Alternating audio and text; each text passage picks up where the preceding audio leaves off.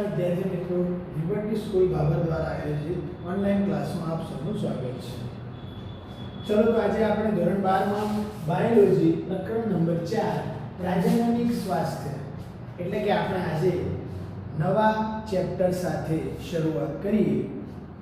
છેલ્લે આપણે 3 ચેપ્ટર ભણ્યા. શરૂઆતમાં પ્રજનનના પ્રકારોવાળો ટોપિક સમજ્યા, પછી વનસ્પતિમાં પ્રજનનના મુદ્દાઓ સમજ્યા અને વાનસ્પતિના એટલે કે સપુષ્પી વનસ્પતિઓમાં પ્રજનનના 3 તબક્કાઓ સમજી ત્રીજું પ્રકરણ માનવીમાં પ્રજનનના 3 તબક્કાઓ આપણે સમજ્યા.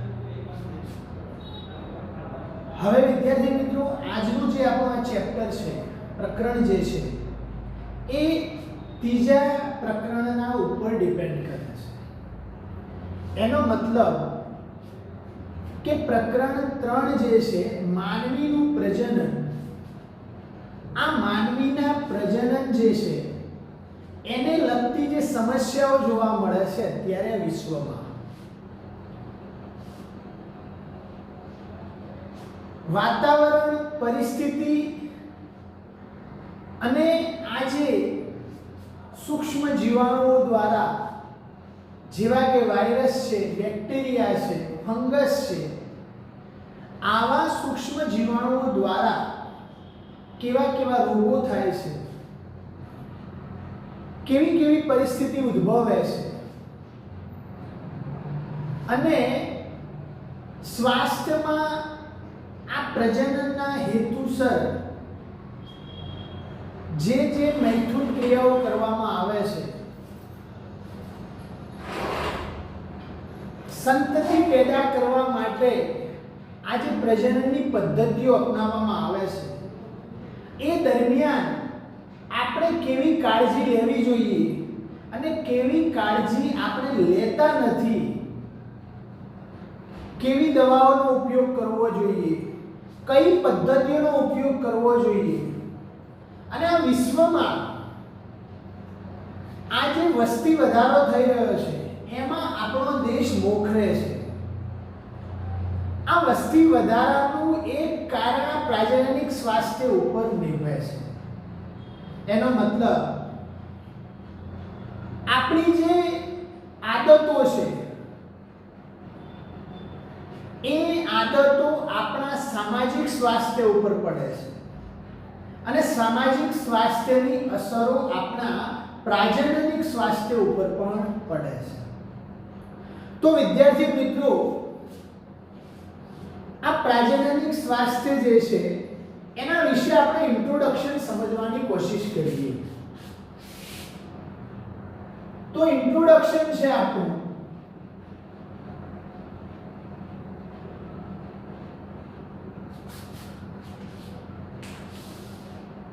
કે જેમ તમે પ્રકરણ 3 માં માનવ પ્રજનન તંત્ર વિશે સમજ્યા, આ માનવ પ્રજનન તંત્ર અને તેના કાર્યો કેવા છે એના વિશે પણ આપણે અભ્યાસ કર્યો. આજે આપણે એની સાથે સંકળાયેલા મુદ્દા કયા છે, એની સાથે સંકળાયેલું પ્રાજનનિક સ્વાસ્થ્યની ચર્ચા આપણે કરવાની છે. તો આ પ્રાજનનિક સ્વાસ્થ્યની જો ચર્ચા કરવામાં આવે તો વિદ્યાર્થી મિત્રો આપણે આ શબ્દને સમજવો પડે. આ શબ્દ શું છે, આ પ્રાજનનિક સ્વાસ્થ્ય કેમ કહેવામાં આવે છે, એની સાથે જોડાણ થયેલી તમામ ઘટનાઓ અને પરિસ્થિતિઓને આપણે સમજવી પડે. તો આ પ્રાજનનિક શબ્દ સ્વસ્થ પ્રજનનિક અંગો ઉપરથી અને સ્વસ્થ પ્રજનનિક અંગોના સામાન્ય કાર્યો સાથે સંકળાયેલ છે. સમજો, પ્રાજનનિક શબ્દ પ્રજનનિક અંગો પણ કેવા? સ્વસ્થ.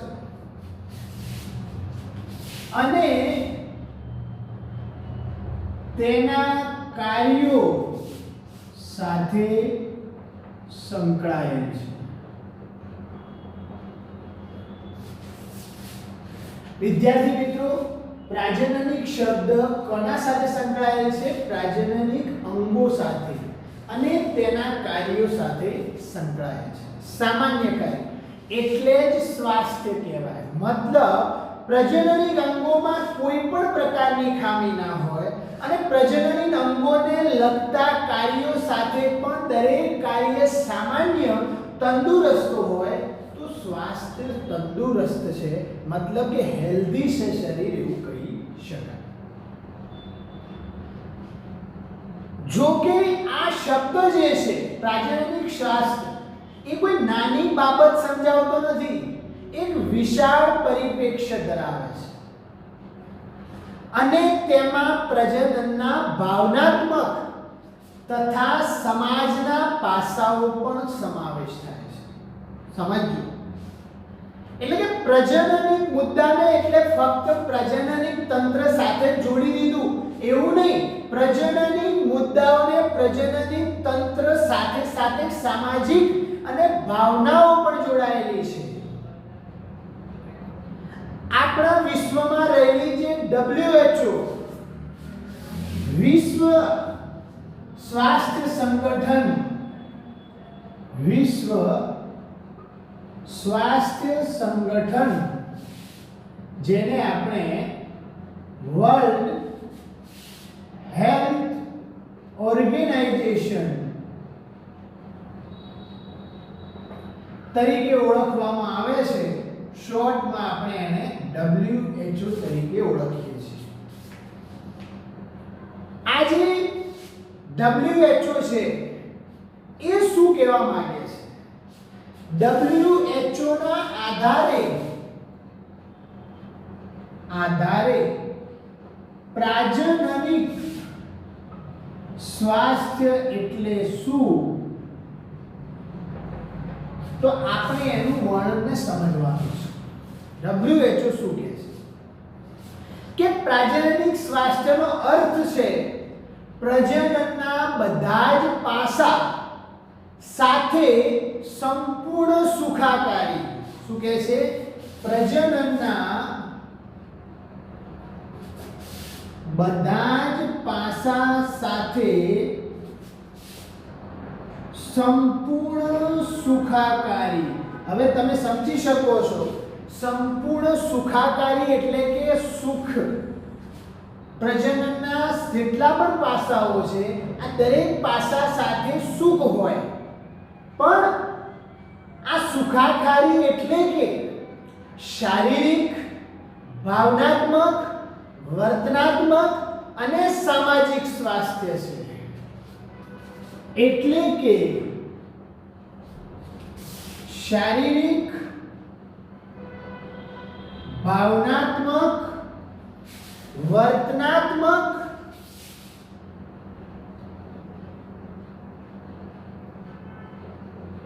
અને સામાજિક સ્વાસ્થ્ય છે।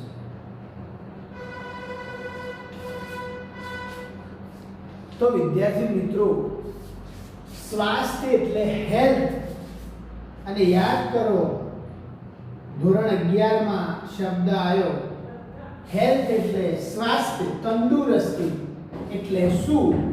તો health is a state of complete physically, mentally, socially and spiritually well-being and not merely the absence of the disease। આ હેલ્થની ડેફિનેશન છે। ગુજરાતીમાં કહીએ તો સ્વાસ્થ્ય એટલે શારીરિક રીતે, માનસિક રીતે, સામાજિક રીતે અને ધાર્મિક રીતે સંપૂર્ણ તંદુરસ્તી અને કોઈ પણ પ્રકારની ખોડખાંપણ ના હોય એને સ્વાસ્થ્ય કહે છે। તો વિદ્યાર્થી મિત્રો, અગર સ્વાસ્થ્ય જળવાવું હોય તો માનસિક પ્રક્રિયાઓ मतलब કે વર્તનાત્મક પ્રક્રિયાઓ, ભાવનાત્મક પ્રક્રિયાઓ પણ જળવાવી જોઈએ, સામાજિક તંદુરસ્તી પણ હોવી જોઈએ, સમાજ લેવલથી કોઈ દુઃખ પરિસ્થિતિ આ ડિપ્રેશન ના હોવું જોઈએ, અને ધાર્મિક લેવલે પણ કોઈ અંધશ્રદ્ધાઓ યા તો શ્રદ્ધાઓ સાથે જોડાયેલું બળ ના હોવું જોઈએ. તેથી શારીરિક અને ક્રિયાત્મક રીતે આપણા જે પ્રજનન અંગો છે, સામાન્ય પ્રજનન અંગો જેના વિશે આપણે પ્રકરણ 3 માં ભણ્યા, આ સામાન્ય પ્રજનન અંગો ધરાવતા લોકો मतलब કે આપણે એક સંપૂર્ણ તંદુરસ્ત સમાજના તમામે તમામ લિંગ સંબંધિત સામાન્ય પાસાઓ જે છે એ લાગણીસભર અને વર્તણૂક લક્ષી ક્રિયાઓ સાથે જોડાયેલા હોવા જોઈએ. તો શું કહે છે? પરફેક્ટ વ્યાખ્યા આના પરથી આપણે આપી શકીએ કે સામાન્ય પ્રજનન અંગો શારીરિક રીતે અને ક્રિયાત્મક રીતે સામાન્ય પ્રજનન અંગો ધરાવતા લોકોયુક્ત સમાજના તમામ લિંગ સંબંધિત પાસાઓ વચ્ચે એક સામાન્ય લાગણીસભર અને વર્તણૂકલક્ષી પારસ્પરિક ક્રિયાઓને પ્રાજનનિક સ્વાસ્થ્ય કહે છે.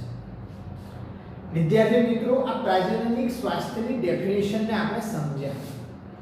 શા માટે પ્રાજનનિક સ્વાસ્થ્ય જાળવવું જરૂરી છે તમે સમજી શકો છો. એક તંદુરસ્ત સમાજ, એક ભારત દેશનો તંદુરસ્ત નાગરિક જો પેદા કરવો હોય, આ દેશને સુધારી શકે એવા બાળકો જો સમાજને આપવા હોય, તો માતા પિતાનું પ્રાજનનિક સ્વાસ્થ્ય સુધરેલું હોવું જોઈએ. જો માતા પિતાના પ્રાજનનિક સ્વાસ્થ્યમાં કમજોરી હોય, मतलब बीमारियों હોય, તંદુરસ્ત ન હોય, તો એ જે બાળકો પેદા કરે છે એ બાળકો કમજોર પેદા થશે, કુપોષિત બાળકો પેદા થશે, ખોડખાપણવાળા બાળકો પેદા થશે, બીમારીઓ સાથે સમાજ જન્મ લેશે, અને જ્યારે આ દેશમાં ટકવું હોય, આ સમાજની પરિસ્થિતિમાં ટકવું હોય, આ વાતાવરણ સાથે અનુકૂલન સાધવું હોય, આ કુદરતી જે સૂક્ષ્મ જીવો છે, વાયરસ જેવા હુમલાઓ જો થતા હોય, બેક્ટેરિયા જેવા બીમારીઓ, બેક્ટેરિયા જેવા સૂક્ષ્મ જીવો આપણને બીમારી પેદા કરતા હોય, અને આવા સજીવો સામે, સૂક્ષ્મ જીવો સામે ટકવા માટે આપણું તંદુરસ્ત સ્વાસ્થ્ય હોવું જોઈએ. કારણ કે તંદુરસ્ત સ્વાસ્થ્ય હોય તો તમારા શરીરમાં રોગ પ્રતિકારક શક્તિ પણ કેવી હોય? મજબૂત હોય. તો વિદ્યાર્થી મિત્રો, આપણે સમજવાનું છે કે તંદુરસ્ત સ્વાસ્થ્ય મેળવવા માટે, આ તંદુરસ્ત પ્રાજનનિક સ્વાસ્થ્યને હાંસિલ કરવા માટે કેવી પદ્ધતિઓ વપરાય છે. સરકાર આપણને કેવી કેવી ફેસિલિટી આપી રહી છે, સરકાર આપણને શું સમજાવી રહી છે, ગવર્નમેન્ટની કેવી સ્કીમો છે કે જે આપણા સમાજના તંદુરસ્તને સાચવવા માટે ખર્ચાઓ કરી રહી છે. કેટલીક એનજીઓ, નોન ગવર્નમેન્ટલ ઓર્ગેનાઇઝેશન, આવી જે નોન ગવર્નમેન્ટલ સંસ્થાઓ છે, આ ઉપરાંત ગવર્નમેન્ટ સંસ્થાઓ જે છે, આવા દરેક સંસ્થાઓ ટીવીના માધ્યમ દ્વારા, વિડિયોના માધ્યમ દ્વારા, રેડિયો દ્વારા, પોસ્ટરો દ્વારા, એડવર્ટાઇઝ મુખાટાઓ દ્વારા જુદી જુદી રીતે આપણને સમજાવવામાં આવે છે. આપણા તંદુરસ્તને જાળવવા માટે જ્ઞાન આપવામાં આવે છે, સમાજ સુધી પહોંચાડવા માટે જ્ઞાન આપવામાં આવે છે. તો વિદ્યાર્થી મિત્રો, આપણે સમજવાનું છે સરકાર કેટલા ખર્ચાઓ કરી રહી છે સ્વાસ્થ્ય જાળવવા માટે. કારણ કે એક તંદુરસ્ત પ્રાજનનિક સ્વાસ્થ્યથી એક તંદુરસ્ત સમાજ ઊભો થઈ શકે છે. જો આપણામાં તંદુરસ્તી નહીં હોય તો સમાજ આપણો તંદુરસ્ત નહીં હોય, અને જો સમાજ તંદુરસ્ત નહીં હોય તો આપણો દરેક નાગરિક એ અસ્વસ્થ હશે, અને દરેક નાગરિક જો અસ્વસ્થ હશે તો આપણા દેશને ટકવું ભારે પડી જશે. તો વિદ્યાર્થી મિત્રો, આપણે જીવનમાં દરેક કાર્યો કરીએ છીએ, પણ જ્યાં સુધી આપણા શરીરમાં કોઈ પણ પ્રકારની એક મામૂલી સી બીમારી યા તાવ આવી જાય તો આપણા દિવસ જે છે, આપણા કાર્યો જે છે એ એક રોજિંદા કાર્યોને આપણે પણ વ્યવસ્થિત કરી શકતા નથી. તો સમજી લેજો કે જો આખા સમાજમાં પ્રાજનનિક સ્વાસ્થ્ય ઉપર અસર હશે, દરેક વ્યક્તિ, માનવી, માદા કે પુરુષ, આ બંનેના પ્રજનન સ્વાસ્થ્ય ઉપર અસર હશે અને જેના તમામ બાળકો અસ્વસ્થ જો પેદા થશે તો પછી આ દેશ ઉપર શું અસર થશે, આ સમાજ ઉપર શું અસર થશે? એનો મતલબ કે આપણે અધોગતિ તરફ જઈ શકીએ છીએ. આ જે યુગ છે, આ સાયન્ટિફિક યુગ છે, એમાં ઘણી બધી સાયન્ટિફિક પદ્ધતિઓ આવી, પ્રજનનિક સ્વાસ્થ્યની સમસ્યાઓ પણ આવે છે, પરંતુ આ સમસ્યાઓને કઈ રીતે પાર પાડવી, આ સમસ્યાઓમાંથી કઈ રીતે બહાર આવવું, એના વ્યૂહાત્મક આયોજન શું કરવા, એના ઉપર આપણે જવું પડે. પ્રાજનનિક સ્વાસ્થ્યને પ્રાપ્ત કરવા માટે સરકાર તરફથી કઈ કઈ કાર્ય યોજનાઓ અમલીકરણ કરવામાં આવે છે, કયા કયા નિયમો બહાર પાડવામાં આવે છે, સરકાર કઈ દિશામાં જઈ રહી છે, આપણા દેશની પ્રજનનિક સ્વાસ્થ્યને જાળવવા માટેની સંસ્થા કઈ છે, MCH maternal child health service નામની જે સંસ્થા છે, એવી જ રીતે RCH reproductive and child health care નામની જે સંસ્થાઓ છે, આવી સંસ્થાઓ આ કુટુંબ નિયોજન યોજનાઓ શું છે, ફેમિલી પ્લાનિંગ શું છે અને આનાથી આપણને શું ફાયદો થાય છે એ આપણે પહેલા સમજવાનું છે. જ્યાં સુધી દરેક મેચ્યોર વ્યક્તિ એના પ્રાજનનિક સ્વાસ્થ્યને ખુદ નહીં સમજી શકે ત્યાં સુધી આ સમાજનો ઉદ્ધાર થઈ શકશે નહીં. આ પ્રાજનનિક સ્વાસ્થ્યને તમારા ધોરણમાં મૂકવાનો સરકાર આપણને જે આ નોલેજ આપવા માટે જે આ મુદ્દાઓ મૂક્યા છે એનું કારણ છે કે તમે ભવિષ્યના નાગરિક છો, તમે ભવિષ્યમાં પ્રાજનનિક ઉંમરમાં જઈ શકવાના છો અને આ ઉંમરમાં અત્યારથી આપણે શું કેર કરવી, કઈ રીતે આપણા શરીરની કેર કરાવવી, કઈ ગુનાહિત કાર્યો આપણે ના કરવા જોઈએ, કેવી કેવી બીમારીઓ પ્રજનનને લગતી થઈ શકે છે, જેની અસર શું થઈ શકે છે, વ્યક્તિના હેલ્થ ઉપર શું અસર થાય છે, આ તમામે તમામ પાસાઓને આપણે સમજવાના છે. તો વિદ્યાર્થી મિત્રો, આ ઇન્ટ્રોડક્શન દ્વારા આપણે આ પ્રકરણનો સારાંશ જોઈ લીધો. હવે આપણે પ્રાજનનિક સ્વાસ્થ્યને જાળવવા માટે કઈ પદ્ધતિઓનો ઉપયોગ થાય છે, પદ્ધતિઓ વિશે આપણે આગળના પ્રકરણમાં અભ્યાસ કરીશું. મતલબ કે આ જ પ્રકરણમાં આગળના ટોપિકમાં સમજીશું અને પ્રાજનનિક સ્વાસ્થ્ય જે છે એની સમસ્યાઓ કઈ છે, એના વ્યૂહાત્મક આયોજન કયા છે, એ મુદ્દા ઉપર આપણે સમજવાની કોશિશ કરીશું નેક્સ્ટ લેક્ચરમાં. તો વિદ્યાર્થી મિત્રો, આપણે ઇન્ટ્રોડક્શનને બરાબર ડિટેલમાં સમજ્યા. હવે આ ઇન્ટ્રોડક્શનને ધ્યાને લઈ અને રિપ્રોડક્ટિવ હેલ્થ એટલે કે પ્રાજનનિક સ્વાસ્થ્યને સમસ્યાઓ આપણા દેશમાં કઈ છે, લોકોને જાગૃત કરવા માટે કેવી કેવી સુવિધાઓ, કેવું પ્રોત્સાહન પૂરું પાડવામાં આવે છે અને કયા વ્યૂહાત્મક આયોજન કરવામાં આવે છે, બાળકના ભ્રૂણના જીવિતતા ચકાસવા માટે કઈ પદ્ધતિઓ વપરાય છે અને કેવી કેવી બીમારીઓને દૂર કરવા માટેના પ્રયોગો થઈ રહ્યા છે, આ તમામે તમામ પાસાઓને આપણે સમજવાની કોશિશ કરીશું. તો વિદ્યાર્થી મિત્રો, આપણે ઇન્ટ્રોડક્શન સમજ્યા.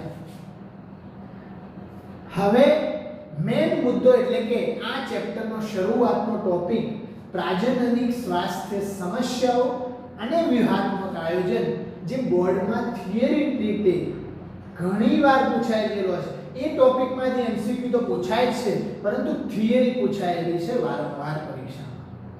પ્રાજનનિક સ્વાસ્થ્યની સમસ્યાઓ કઈ છે અને કયા પગલાં લેવામાં આવે છે, વ્યૂહાત્મક આયોજન શું છે, સ્ટ્રેટેજી શું છે, આના વિશે પરીક્ષામાં પૂછાય છે. તો આપણે એ મુદ્દાને ડિટેલમાં સમજવાની કોશિશ કરીશું, વિગતવાર સમજવાની કોશિશ કરીશું. તો વિદ્યાર્થી મિત્રો, આજના આ લેક્ચરને આપણે ઇમ્પ્રૂવ કરીએ અને નેક્સ્ટ મુદ્દા સાથે આપણે નેક્સ્ટ લેક્ચરમાં મળીશું.